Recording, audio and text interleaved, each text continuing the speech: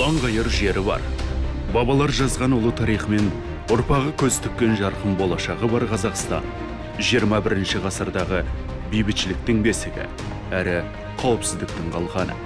Жауласқанды жарастырып, тірескенді татуластыратын бітімгерлігімен соғыссыз әлем жалпыұлттық идеясын насихаттауы соның айқын көрінісі. Бабаларымыз найзаның ұшымен, білектің күшімен қорғаған ұлы даланың ұлттық ұланы елдіктің туын жықпай келеді.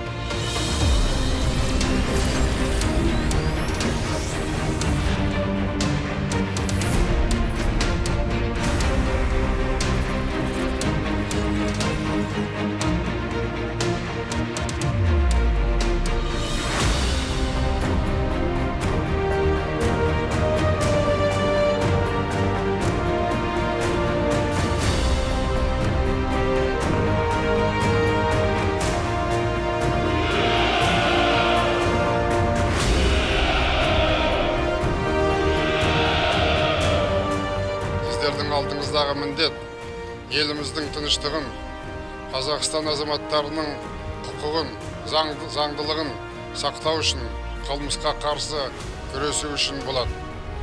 Жалпы қарулы күштердің құрамындағы әскери ұйым ретінде керек болған жағдайда елдің шебін қорғау, отан үшін қан төгіп, жан аямай жұмыс істеп қорғап, шекарасын шегендеу мәселесі де қолдарыңызда болады.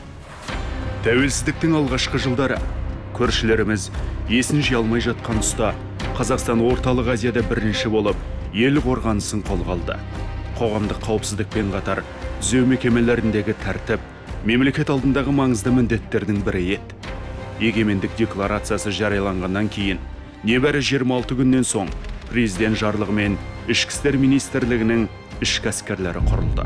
Қиын кезеңдерді бастан өткерген күшті құрылым түрлі дауылға төтеп берді.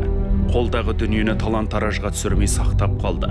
Сол алғашқы қалыптасу кезеңдері Қазақстанның әскери тарихында алтын әріптермен жазылды. Алаш айбары ұлттық ұлан үшін 2014 жылдың 21 сәуірі тарихи маңызы бар кезең. Дәл сол күні мемлекет басшысының жарлығымен Ішкі істер министрлігі ішкі әскерлерінің заңды мұрагеріне ұлттық ұлан мәртебесі берілді.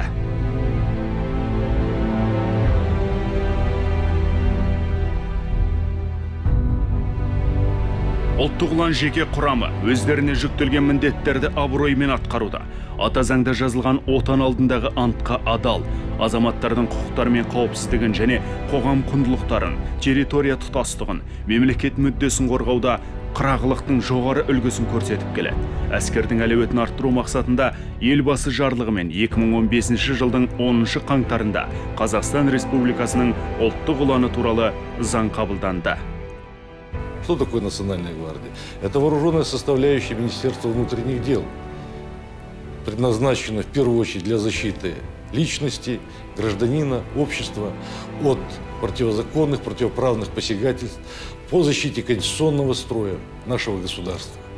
И в течение этого времени войска доказали, что они боеспособны, что они готовы выполнить любую задачу в интересах общественной безопасности нашего государства. 2013 жылы мемлекет басшысының жарлығымен Қазақстан Республикасы Ішкі істер министрлігінің ішкі әскері туралы заңына енгізілген өзгерістер мен толықтырулардың нәтижесінде әскерді басқару жүйесі бригадалық құрылымнан өңірлік басқару құрылымына өзгертілді. Бүгінгі таңда ұлттық ұланның бас қолбасшылығы жедел стратегиялық басқару органы болып табылады. Ал оңтүстік, орталық, батыс және шығыс өңірлік басқармалары Алматы, Қарағанды, Орал және Өскемен қалаларында орналасқан. Гвардияның құрамына Петропавл қаласындағы әскери институтта кіреді. Жалпы ұлттық ұланның құрылымдық бөлімдері еліміздің 19 қаласында қоғамдық тәртіпті қадағалайды. Аймақтардың барлығында дерлік әскери бөлімшелері бар.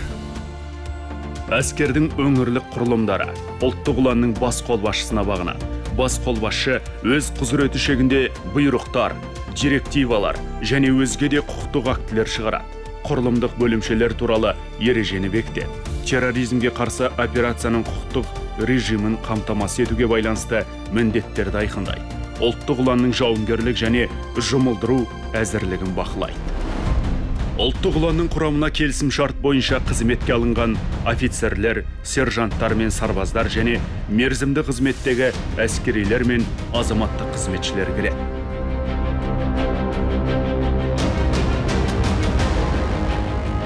Қазіргі кезде әскердің жауынгерлік күші мен саны ұлттық қауіпсіздік стратегиясы талаптарына сай. Мемлекет әскерилерге Өскемен, Курчатов қалаларындағы стратегиялық аса маңызды объектілер мен арнайы жүктерді күзетуді тапсырды.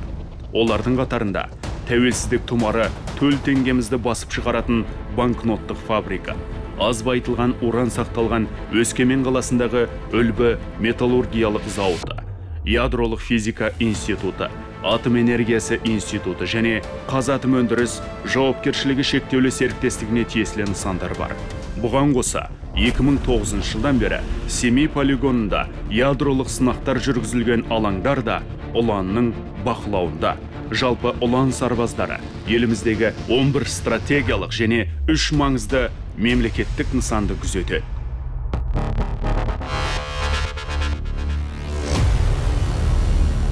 Ұлттық ұлан еліміздің ішкі тыныштығы мен құқықтық тәртібін қамтамасыз етуде маңызды рөл атқарады. Күн сайын 5000-нан аса әскери, полиция қызметкерлерімен бірге 19 қалада қоғамдық қауіпсіздікті қадағалайды. Тәуліктің 24 сағатында жауынгерлік қызмет атқарады. Ұлттық ұлан жасақталғаннан бергі уақытта 13 мыңға жуық қоғамдық саяси және басқа да бұқаралық іс-шараларда қарауыл қылды. Атап айтқанда 5-ші Астана экономикалық форумы, әлемдік және дәстүрлі діндер көшбасшыларының съезі, 2010 жылы өткен Еуропадағы қауіпсіздік және ынтымақтастық ұйымының саммиті, 2011 жылғы Азия ойындары, ТМД елдері басшылары кеңесінің және жоғары Еуразиялық экономикалық кеңесінің отырыстары. Сондай-ақ 2017 жылдың ақпанда Алматы қаласында болған 28-ші бүкіл әлемдік қысқы универсиада кезінде ұлан жауынгерлері қызметтерін абыроймен атқарып, дүбірлі доданың қауіпсіздігін қасқақпай қамтамасыз етті. Ал екінші ерекше шара 2017 жылдың 3 ай жазында Астанада өткен мамандандырылған Экспо 2017 халықаралық көрмесі. Оған әлемнің 115 мемлекетінен және 22 халықаралық ұйымнан делегациялар келді. Осындай ел өміріндегі елеулі оқиғаларда ұлттық ұланның жауынгерлері күндіз-түні қауіпсіздікті қадағалап, тыныштық жолында тыным таппай қызмет жасады. Универсиада кезінде жеке құрамнан 1200-дей әскери тартылды. Ал Экспо 2017 көрмесінде 1000 жауынгер қоғамдық тәртіпті қорғады. Жүйелі түрде жүргізілген жұмыстар нәтижесіз емес. Оған сандар айғақ. Соңғы жылдары көшеде болатын қылмыс саны 40%-ға дейін азайған. Антитеррорлық операциялар мен төтенше жағдайлар кезінде де ұлттық ұланның сардарлары мен сарбаздары сасқан жоқ. Сабырлықпен әрекет қылып, ел тыныштығын қызғыштай қорыды. Сонымен қатар, табиғи және техногенді оқиғалар болған жағдайда да жылдам әрі жүйелі әрекет қылды. Мәселен, Қарағанды, Ақмола, солтүстік және батыс Қазақстан облыстары мен Алматы қаласының Наурызбай ауданында су тасығанда ұлттық ұлан дабылмен көтерілген еді. Тұрғындарды дер кезінде эвакуациялауға, сондай-ақ ауылдардан арнайы апаттық құтқару топтарын құрып, жұртшылықты ақпараттандыру мен қауіпсіздендіру шараларын атқарды. Сарбаздарымыз жедел арада дамбалардың жиегіне құм салынған қапшықтардан бекіністер жасады. Бір сөзбен айтқанда, азаматтардың өмірі үшін арпалысты.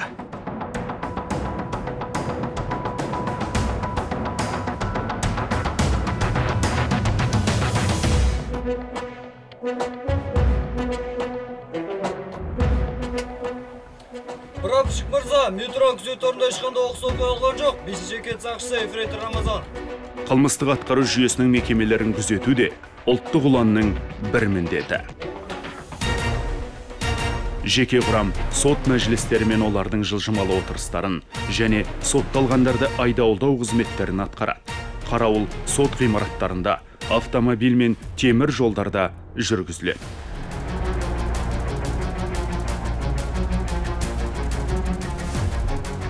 Төтенше жағдайлар болғанда, ұлттық ұлан қорғаныс министрлігімен бірлесіп, аумақтық қорғаныс жүйесінің жекелеген міндеттерінде жүзеге асырады. Ұлттық ұлан жауынгерлеріне жүктелген тағы бір міндет арнайы операцияларға қатысу, яғни ел аумағындағы қаруланған қылмыскерлер мен ұйымдасқан қылмыстық топтарды құрықтау.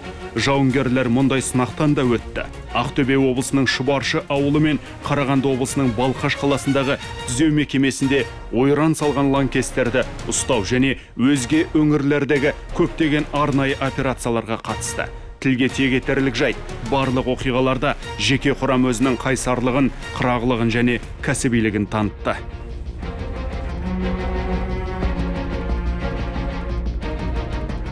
Ауыр және аса ауыр қылмыстарда, диверсиялық оқиғаларда, террорлық акт кезінде, қарулы қақтығыстар мен тараптар тартысында атқа қонатын арнайы мақсаттағы жасақ Бүркіт. Олардың жігері жалын, жүрегі түкті, күші мағым.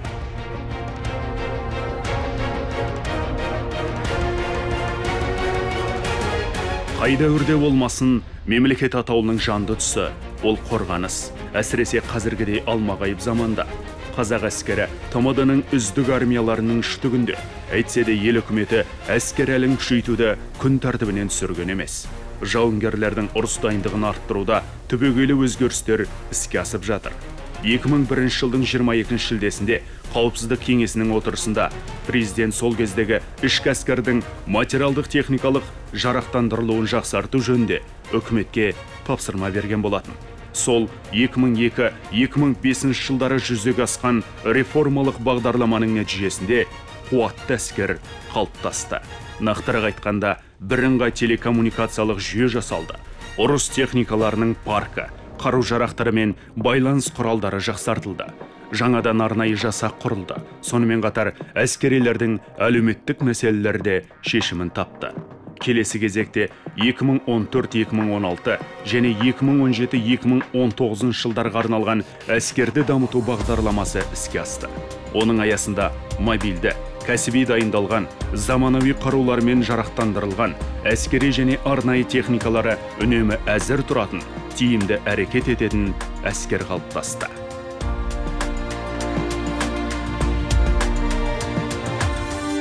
Жауынгерлік және жедел қызметтік іс-әрекеттерді арттыру мақсатында 2015 жылы ұлттық ұланның бас қолбасшылығында әскерлерді басқару орталығы, ал өңірлік қолбасшылықтарда жауынгерлік басқару орталықтары ашылды.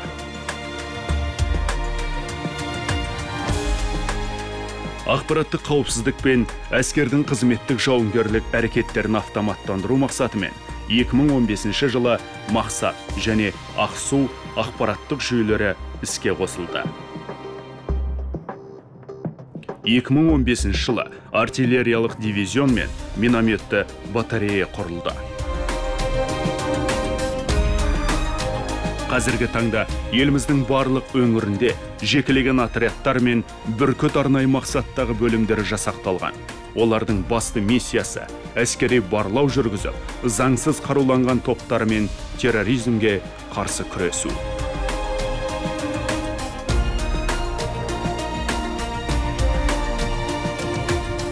Ерекше атап өтетін оқиғалардың бірі 2016 жылдың сәуірінде мемлекет басшысының қатысуымен Алматы облысының Заречный елді мекенінде ұлттық ұланның арнайы мақсаттағы жауынгерлік және әдістемелік дайындық орталығының ашылуы.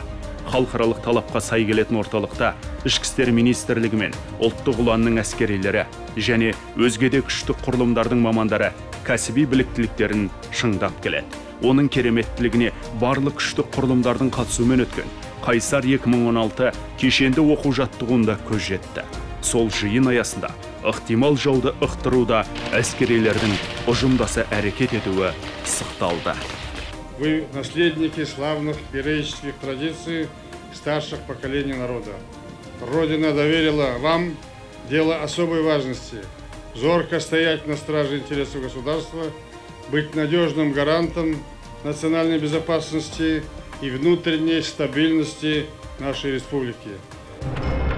Кең жерде тар отырсаң, тар жерде кең отырарсың деген қағиданы ұлттық ұлан берік ұстанады. Соңғы 10 жылда бұл құрылым 1200-ден астам оқу жаттығу жұмыстарына, оның ішінде 100-ге жуық халықаралық және республикалық жиындарға, 700-дей арнайы тактикалық жаттығуларға қатысқан. жедел әрекет ету жоспарына сай ішкі істер, қылмыстық атқару жүйесі, төтенше жағдайлар департаменттерімен және ерекше қорғалған нысандардың әкімшіліктерімен бірлесіп түрлі шаралар өткізді. Антитеррор жоспарына сәйкес ұлттық қауіпсіздік комитетінің антитеррорлық бөлімдерімен ұжымдаса отырып, 300-ге тарта жедел тактикалық оқу жаттығулар ұйымдастырылды. 2018 жылдың 22 мамырында Бүркіт арнайы мақсаттағы жасағының жауынгерлік және әдістемелік орталығының базасында ұжымдық қауіпсіздік шарт ұйымына қатысушы елдердің арнайы мақсаттағы жасақтарының бірлескен Кобальт 2018 халықаралық арнайы тактикалық оқу жаттығуы жоғары нәтижемен аяқталды. Скажу честно, я много наблюдал подобных учений. Такое увидел, хорошее такое увидел впервые. Нарезай! Нарезаю! Четвертый чисто! Кого-то мои!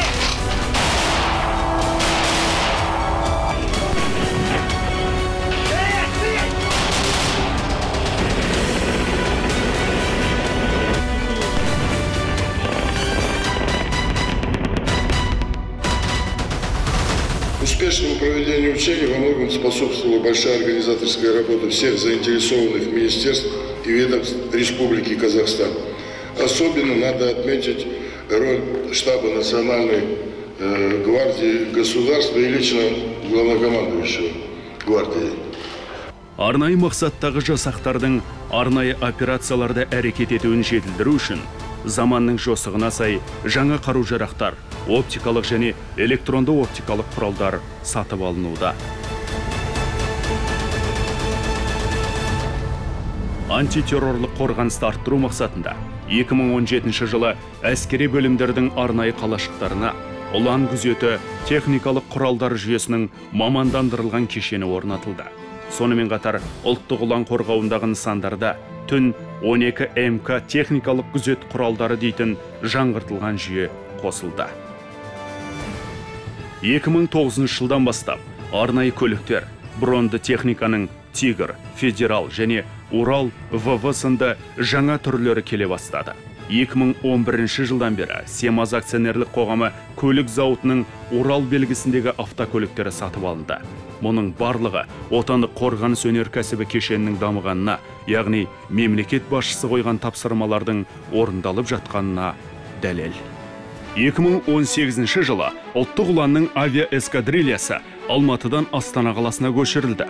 Соңғы уақытта авиациялық техникалар паркі Ан-74ТК 200 ұшағымен және Ми-171Е тікұшағымен толықты. Сондай-ақ осы жылы қытайлық Y-8 F-200W деп аталатын көп мақсатты әскери жүк тасымалдайтын ұшақ алынды. Кадрларды даярлау мен әскери қызметшілердің кәсібилігін арттыру әскер дамуының негізгі басымдықтарының бірі болып саналады. Осы орайда мемлекет басшысының жарлығымен 1997 жылы ұлттық ұланның Петропавлда әскери училищесі құрылып, 2009 жылы оқу орнына әскери институт мәртебесі берілді. Әскери институт құрылған күннен бастап 3300-ден аса офицерлік кадр даярлады. Олар бүгінде ұлттық ұлан, ұлттық қауіпсіздік комитетінің шекара қызметі, қорғаныс министрлігі мен мемлекеттік күзет қызметінің әскери бөлімдерінде қызмет атқарады. Сонымен қатар, Тәжікстан мен Қырғыз республикалары ішкі әскерлер үшін офицер кадрлары дайындалуда. 2013 жылдың маусымында офицерлердің бірінші халықаралық түлектері қанат қақты. Оперативтік тактикалық деңгейдегі жоғары білікті кадрлар даярлау мақсатында 2010 жылдың қараша айында тұңғыш президент елбасы атындағы ұлттық қорғаныс университеті жанынан ұлттық ұлан факультеті құрылды. Мұнда әскери іс және қауіпсіздік магистрлері даярланып, офицерлер біліктілікті арттыру курсынан өтеді. 2016 жылдың желтоқсан айында аталған факультетте қамтамасыздандыру кафедрасы ашылып, онда тыл, техника және қару-жарақ, тәрбие саласының жоғары білікті мамандары даярлана бастады. Ұлттық ұлан қолбасшылығы қол жеткізген келісімдердің нәтижесінде 2003 жылдан бері Ресей Федерациясының, ал 2013 жылдан бері Беларусь пен Түркия республикаларының жоғары оқу орындарында қазақстандық офицерлер білім алып жатыр. Халықаралық байланыстың көкжиегі кеңейіп келеді. Қазір ұлттық ұлан әлем елдерімен әскери ынтымақтастықты арттыруда. Атап айтқанда, ұжымдық қауіпсіздік шарт ұйымына және Шанхай ынтымақтастық ұйымына мүше мемлекеттермен әріптестік алды. Сондай-ақ Түркия, Қытай, Әзербайжан, ақш, Франция елдерінің әскери күштерімен де тығыз байланыс орнаған.